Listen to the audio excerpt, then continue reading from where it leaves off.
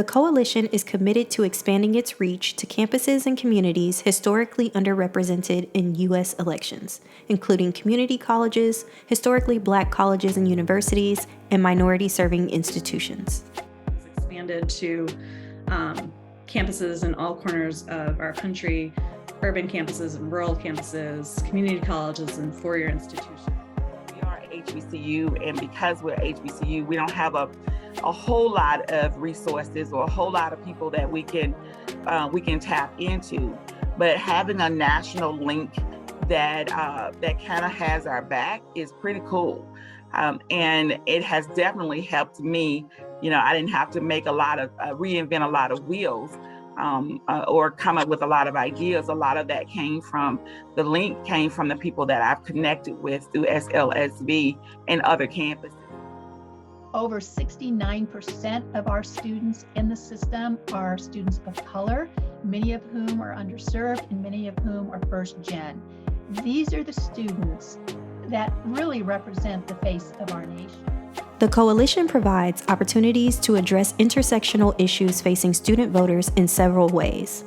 Campus Vote Project's Legacy Initiative identifies and addresses barriers Black students face in going to the polls. The Ask Every Student initiative helps campuses achieve full student voter registration and had a big impact on voter turnout at community colleges in 2020. I just think about the people that came before me and how they kind of started our journey, still on the same journey. When you accomplish one thing, it's always just going to be, there's going to be more to accomplish. So I just try to remind them of it's really not that far away from you. It really was not even a full lifetime ago that we were fighting for some of the things we have now. So just imagine if we even increase the momentum, what we could accomplish, especially with our generation, because I think we're so able, a lot more able than the people before us were. This work was really about making sure that they could have their voice heard so they could create that policy change, and that we have a higher education system that really represents today's student. And so in order for us to create that policy change, we needed our students at the community college level to really go out in higher numbers. And that's what we've seen over the last number of years here. 2018, Minnesota led the country in student voting. And a huge part of that was because we saw a huge increase of community and technical college students going out and voting. And it was kind of our success around this peer-to-peer model that really kind of drove more students to be registered to vote and then go out and have their voice heard. The students that we need to hear their voices.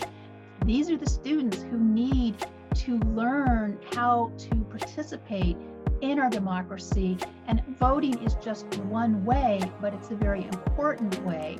And again, it's a way of listening to their voices and having their voices heard. In 2020, the Legacy Initiative partnered with the NAACP Youth and College Division to host HBCU roundtables. These roundtables propose solutions for everyone who engages with and supports HBCU students. That same year, 30 community colleges participated in Ask Every Student, contributing to a 10-point jump in voting rates at these institutions compared to 2016. The more diverse our vote, the more representative our democracy is, and the more it reflects the values of the individuals who live in those communities. And that's especially true for community colleges, where students are not going away to school. They're living and going to school in the communities that many of them grew up in and will work in post-graduation. And so helping to build those ties and that responsibility. That's important to take into account as well, and their opinions and perspectives as well, because that'll only enable you to better educate and better reach them where they're at if you're completely understanding where they're coming from. But witnessing that shift has been really exciting.